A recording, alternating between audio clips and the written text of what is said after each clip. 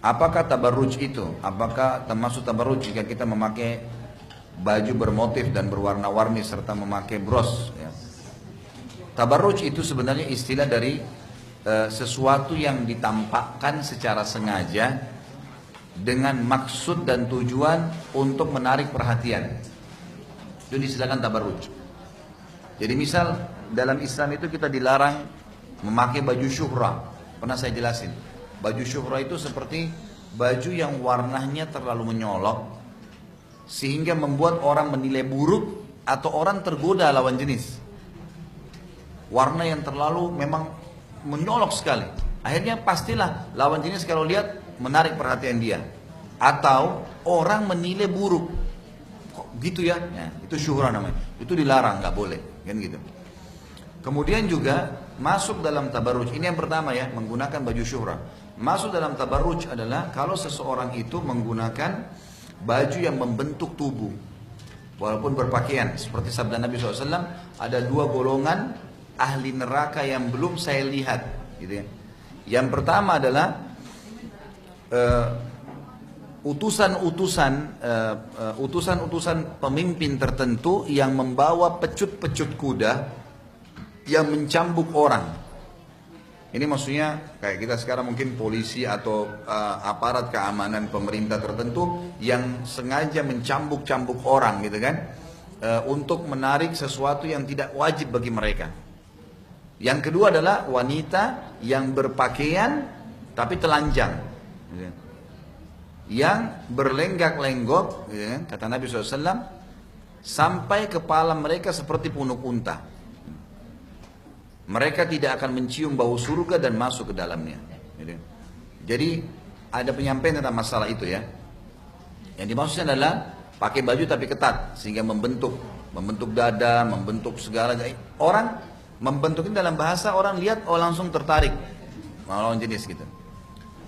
Kemudian yang ketiga adalah baju-baju yang memang itu seperti apa ya sekarang? Ada yang berhijab.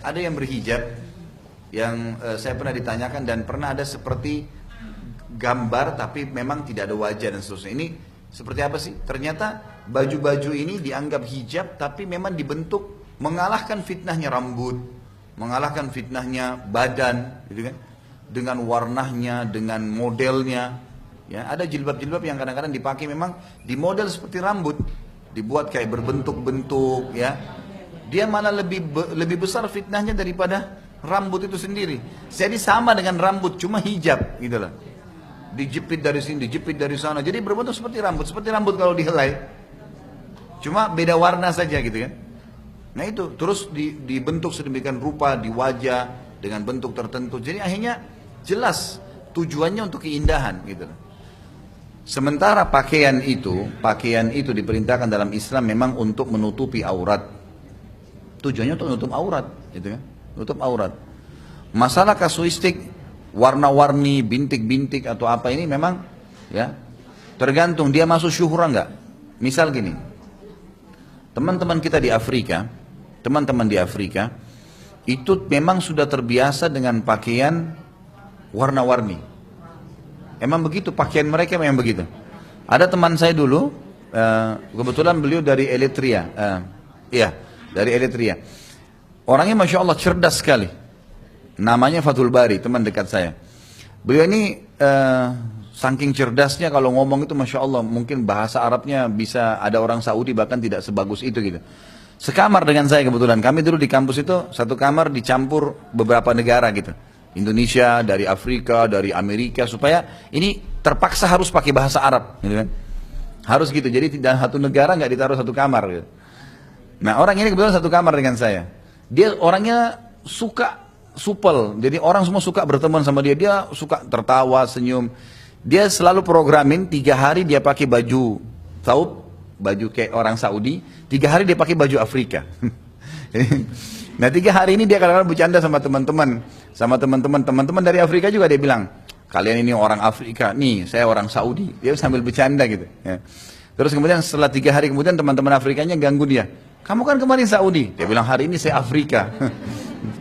Jadi bajunya dia tuh kuning hitam. Terus nyala. Emang pakaian itu pakaian negara. Bagi mereka di negaranya itu bukan aib. Karena kalau kita Indonesia batik ya. Itu batik kalau orang Saudi atau orang Timur Tengah aneh tuh. Laki-laki pakai ada kembang-kembang gitu kan. Kesannya begitu ya. Itu aneh bagi mereka, kok ada baju begini nih gitu. Baju koko. Saya waktu pertama pakai baju koko dulu pas balik dari Saudi, kemudian beli baju koko Indonesia kan mulai ada banyak bordir-bordir gitu. Saya pakai ceramah biasa, kita Indonesia kan biasa, baju koko ada bordirnya itu biasa.